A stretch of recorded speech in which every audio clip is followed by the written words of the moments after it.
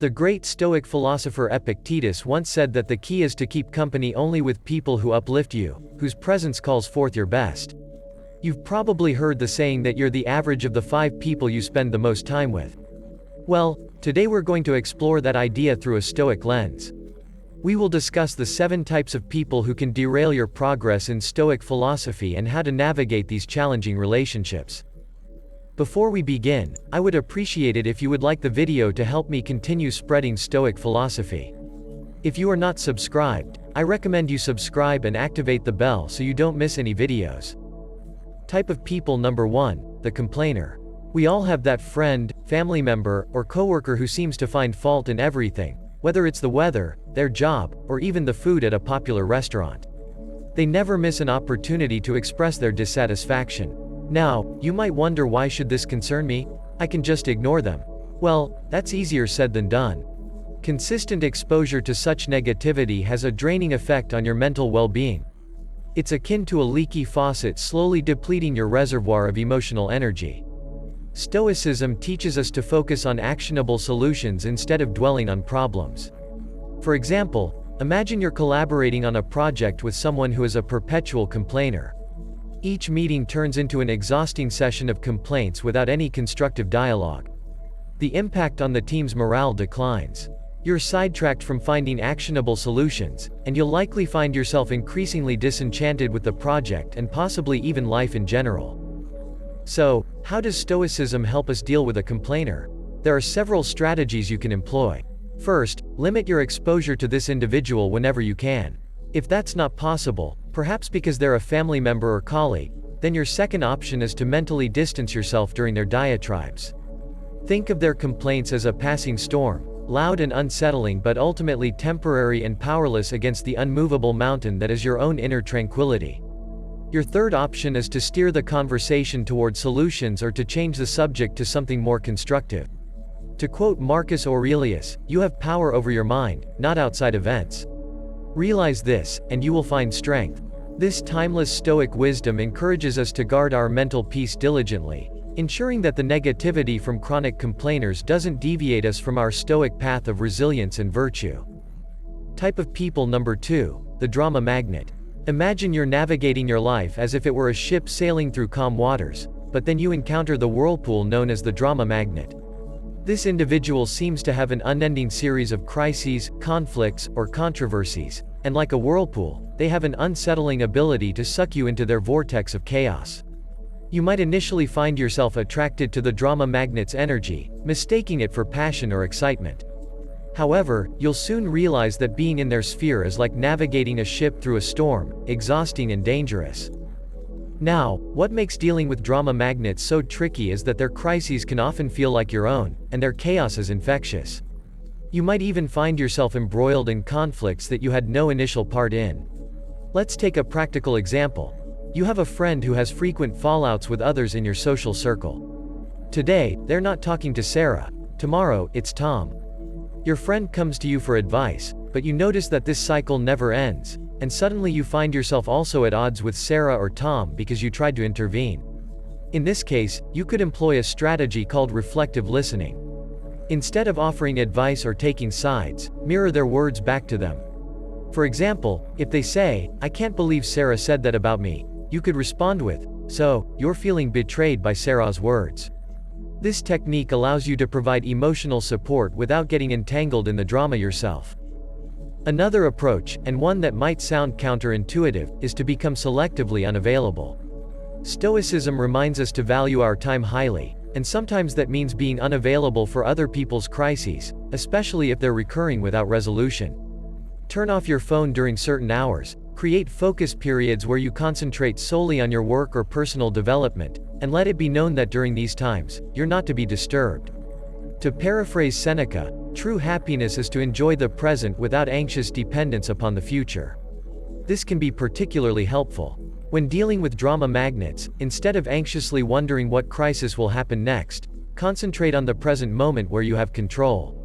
Enjoy your life and don't let it be disrupted by someone else's drama. Make it a point to sail your ship calmly, steering clear of whirlpools that threaten your voyage towards personal growth and tranquility. Type of people number 3, the naysayer. Picture this. You're an artist painting a canvas. Each brushstroke adds color, depth, and life to your vision. Enter the naysayer. They walk into your studio, glance at your work, and immediately begin to critique it. Are you sure about that color? That doesn't look realistic. You know, most artists never make it. Their words, like strokes of gray paint, start to dull your vibrant canvas. This isn't your standard constructive criticism, which can be valuable. Instead, it's a persistent aura of doubt and negativity. For example, let's say you're excited about pursuing a new career path. You've done your research, spoken to professionals in the field, and maybe even taken a few preliminary courses. When you share your enthusiasm with the naysayer, they quickly list all the reasons it won't work out. The market is too competitive. Do you have the right skills? What if you fail? Soon enough, their doubts start to feel like your own, and the self-assured vision you had starts to wobble. Now, how do you deal with a naysayer, especially when they might be someone close to you? One unconventional but effective method is to ask them for advice rather than just sharing your plans or aspirations. When people are put in an advisory role, they're less likely to attack your ideas outright and may offer more constructive feedback. Another method involves flipping the script through a technique called positive confrontation. Instead of absorbing their negativity, challenge them to think of solutions. If they say, "You'll never be able to switch careers at this stage," counter with an interesting perspective. "How do you think someone could successfully make a career change?" Then this not only deflects the negativity but also encourages a more constructive form of conversation. Remember the words of the Stoic philosopher Epictetus. We have 2 ears and 1 mouth so that we can listen twice as much as we speak. Listening doesn't mean absorbing everyone's negativity, it means discerning valuable input from mere noise. When the naysayers start to cloud your canvas with their shades of doubt, take a step back, listen, reflect, and continue painting your own life with the colors that speak to you. Don't let anyone turn your vibrant masterpiece into a dull gray landscape. Type of people number 4, the victim. Imagine life as a game of chess. Each player has the same pieces and the same goal, to checkmate the opponent's king.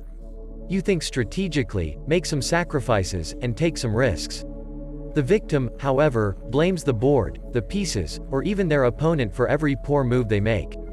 In their eyes, they're perpetually in checkmate, not because of their choices but because of some external force working against them. Their narrative is a never-ending tale of woe, with themselves cast as the helpless protagonist. I can't get ahead in my job because my boss dislikes me, or, I can't get fit because I have bad genetics. Now, it's crucial to note that some people face genuine hardships and systemic issues. However, the victim we're discussing uses their predicament as a permanent excuse, refusing to take any responsibility for their actions or lack thereof. You might find yourself entangled in their storyline, perhaps as the supporting character who constantly needs to rescue them. Let's say you've spent countless hours listening to a friend blame their endless string of failed relationships entirely on their ex-partners. Not only does this suck up your time, but it can also subtly encourage you to adopt a similar victim mindset in your own life. So what's your move when dealing with a victim? It might be tempting to become their savior, offering endless advice and emotional support, but the Stoics would caution against this. They'd recommend drawing a firm boundary to protect your own mental state. You could employ a technique known as compassionate detachment. Show empathy and kindness but don't try to rescue them from situations they need to navigate themselves. Offer a listening ear but refrain from becoming their perpetual problem solver. Marcus Aurelius once said, "The best revenge is to be unlike him who performed the injustice." If you find yourself sucked into the victim's narrative, resist the urge to become one yourself. Take control of your own game board, make your moves, and remember in the chess game of life, being perpetually in checkmate is often a choice, not a fate.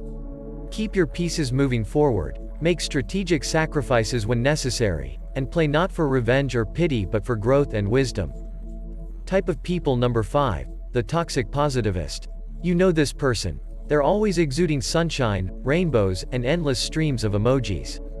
They're the ones telling you to just be happy when you're going through a difficult period, dismissing your feelings and experiences with a flippant wave of glittery optimism. Imagine your life as a garden. There are flowers, but there are also weeds and pests. A toxic positivist, however, insists on ignoring anything that isn't a blooming rose. Got aphids on your leaves? Just focus on the flowers. Don't let negativity into your garden, they'd say. While it sounds uplifting, their approach can make you feel invalidated and disconnected from reality. Suppose you're going through a tough breakup, you're sad, confused, and seeking some emotional balance. The toxic positivist's advice: there are plenty of fish in the sea, just smile and be happy. This sort of excessive positivity neglects the complexities of human emotion and the realities of life's challenges. How do you cultivate your garden without letting the toxic positivists trample it with their indiscriminate sprinkling of good vibes only? One strategy is to engage them in a discussion that embraces both light and shadow. If they say, "Look on the bright side, at least you have your health," you could reply, "Yes, I'm grateful for my health, but it's also okay for me to feel upset about this specific issue. Both can coexist." You can also employ what psychologists call emotional granularity, the ability to feel and differentiate between a wide range of emotions, both positive and negative. When the toxic positivist pushes you to just be happy, take a moment to acknowledge and label your nuanced feelings. "I'm feeling a bit melancholic today due to X, and that's okay," can be a liberating affirmation. To reference Stoic thought, Seneca once said, "True happiness is to understand our duties toward God and man, to enjoy the present without anxious dependence upon the future." Notice the balance. Understanding duties, which aren't always pleasant, and enjoying the present. A Stoic approach isn't about focusing solely on the positive or the negative. It's about embracing life's complexity with equanimity. So, the next time the toxic positivist sprinkles their confetti on your carefully tended garden, take a step back. Remember, a garden needs both sunshine and rain to flourish. Embrace your full emotional spectrum, and keep nurturing your garden with the richness and complexity it deserves. Type of people number 6, the manipulator. Picture your life as a movie script. You're the main character, and you have an idea of how your story should unfold, where the twists are, who your allies and mentors are, and what your final act looks like. Enter the manipulator, the shadowy producer who subtly rewrites your script without you even realizing it, until one day you find your storyline has veered off course. The manipulator is skilled in the art of emotional or psychological maneuvering. They might use flattery, guilt trips, or even deceit to steer you in a direction that benefits them. You might have a friend who always manages to get you to pay for dinner by saying something like, "You know, I've been having a rough month, and you're so successful, it wouldn't mean much to you, but it would make my day better." Over time, you find that your generosity has been taken advantage of, but calling them out feels uncomfortable because they framed it as a favor to a friend in need.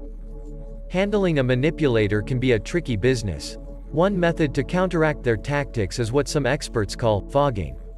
This technique involves agreeing with any truth in the manipulator's statements but refusing to be moved by emotional coercion. If they say, "You're so successful, you should cover dinner," you could respond, "You're right that I've been doing well, but let's split the bill as we usually do." Another approach is to set clear boundaries and enforce them. If the manipulator wants you to lend them money or commit to tasks you're uncomfortable with, learn to say no assertively. Keep your tone calm and your words clear. "I can't lend money, but I'm here to offer emotional support." Drawing inspiration from Stoic thought, Epictetus warned us, "We cannot choose our external circumstances, but we can always choose how we respond to them." The manipulator thrives on your predictable reactions. They manipulate your kindness, your guilt, or your desire for approval. By choosing to respond differently, you're taking control of your script again. So, if you find a manipulator lurking in your life, remember that you're the one holding the pen.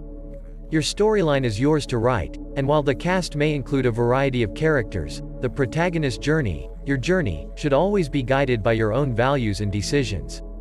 Reclaim your script, and don't let anyone manipulate your life's narrative. Type of people number 7, the time vampire. Imagine your daily routine as a carefully crafted symphony. Each instrument represents a task or commitment, and when played together, they create a harmonious balance. But then the time vampire joins in, screeching off key, drowning out your melody, and turning your beautiful composition into discordant noise. The time vampire is not necessarily malicious. In fact, they might seem quite benign.